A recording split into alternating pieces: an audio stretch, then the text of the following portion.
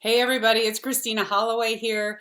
Thanks for joining me today. And our video today is going to be about resistance. So, how many times have you suggested something new or innovative and your suggestion's just been met with crickets and it just surprises you? And when you ask why are you resistant to what I'm suggesting? The answer is because we've always done it this way. We don't need to change it. All right, so that's a pretty loaded response, and we're going to unpack it a little bit. Now, when a person makes a response this way, it's usually because they're very attached to the solution or the program or the idea that you've just suggested needs to change.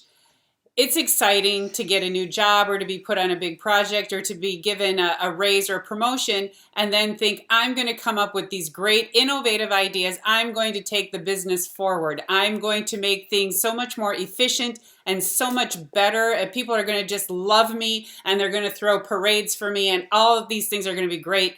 And instead, you just get resistance. We don't need to make those changes. I'm not sure why you're focusing in that space. I don't understand why you've looked at this and what you think is wrong.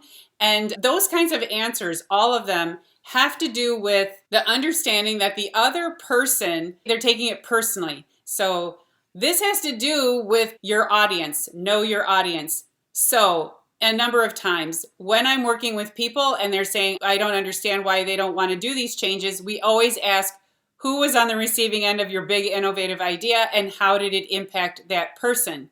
Now, many times it can be just bureaucracy or protocol. I'm just the gatekeeper. I'm the middle manager who's going to shoot down everything because we don't want things changed. Many times people end up getting trained up for big programs or big implementations and they don't want to go through retraining. They don't see the value in it or they don't understand what does a change need to happen right now. Are there big initiatives happening in the business that require us to up-level our software at this moment?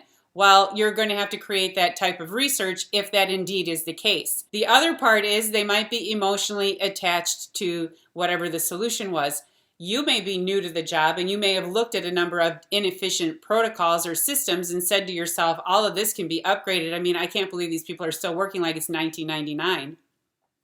And in reality, the person who developed it in 1999 is still there. And they're saying, you know what? It took me a long time to develop that program and look how long it's worked, 22 years. So why change it?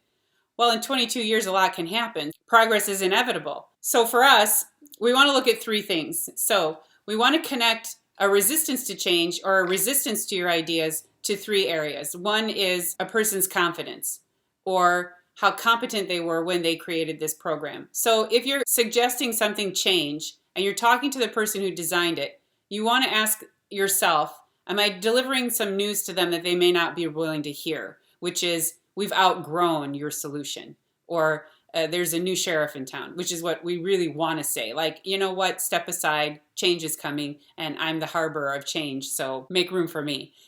We're not going to say those things. We're going to be a little bit more politically correct. And what we do want to understand is, how is the decision maker tied to this change effort? If they're resistant to it because they feel like this is a pillar of the business and something that doesn't need to change, then a little bit of research and understanding is going to help that person come around. Also, you want to make the argument that you're not changing or dismantling something that they created, you're just enhancing it. So it isn't, don't mess with it because this is how we've always done it, but more of, I respect that this is how we've always done it. I think this is going to add to that process. So you want to position yourself as a person who's adding and not taking away, especially if you're dealing with a little bit of bruised ego. The second thing to consider is control. So you can be the person who brings in change, innovation, be a maverick. There are other people who want to control the process. So you might come in with a full plan and explain to them, this is how we're going to do it. And they can say, no, we've always done it this way. There's no reason why we need to change it. I'm the one who always runs the show. I'm the one who says when things are going to get changed. And I decided we're not going to do it that way because I haven't seen the research or any supporting documentation that would lead me to believe a change is necessary right now. Again, you have to come in with your information. Now, the third part is engagement. Are these people really engaged with the process? maybe an old system, one that's been around for many years, has allowed them to go into autopilot. And you coming in with big changes is going to force them to see a process or show up to work in a different way. When we get used to things being one way and we're able to put certain elements of our job on autopilot, it is very difficult for us to re-engage in that space. This is the same for when you take things away from them. I have a recent client who said that I came up with full new implementation, a new program, and we're automating.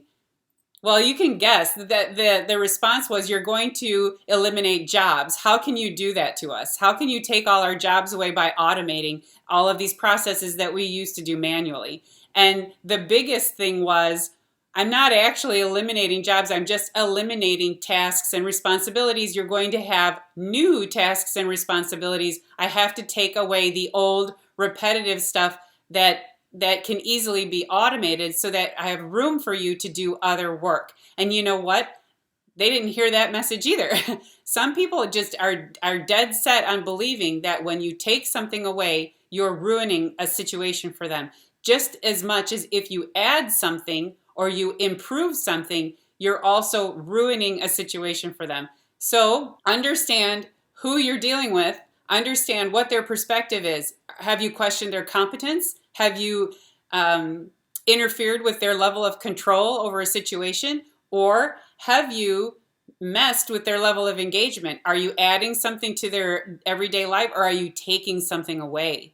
And if that's the case, ask yourself, how am I going to position this as something that they'll like, that they'll enjoy? It's not easy. And then on top of that, you could have people who don't like change. I just did a video on that. I'm going to share it over here. What we end up with is people who don't like change, and we have to manage those people. It could be change that gets something taken away and they don't like it, or it can be change that gets something added to them and they don't like that either. Because it isn't that they didn't like your idea. It's they didn't like the idea of change for them. You know what else? You can upgrade the whole system as long as it doesn't affect me. And that doesn't always easy, especially people who are responsible for the programs and the systems, but sometimes that's their point of view. So what's important here is that you make sure you communicate no matter who it is. If it's a person who wants to be in control, if it's a person who feels that they've had their competence questioned, if it's a person who enjoys being on autopilot, what you want to do, especially if they're a decision maker or a gatekeeper, is to let them know, here is how things will improve for me, for you, and for everyone around you. And when we explain improvement, we really want to tap into what's most important to them. Ask them some questions. Find out, will this allow you to go home an hour earlier? Will this allow you to take a lunchtime whenever you want instead of being chained to your desk? Will this allow you to have more flex time? Find out what that personal element is of these people that they're putting up resistance, and then make sure you anchor your argument in that space. When we end up putting in this new implementation, what's going to happen is you're going to end up with more time so that you can go home and be home earlier so you can feed your cats. Maybe. The bottom line is, you can have a winning idea. You can have a full outline and have done all of your research. And then you need to make the argument for somebody who's holding it back. When you do that, it's all about connecting it to what's in it for them. Make sure they come out as the winner. Make sure they come out as the hero if you have to.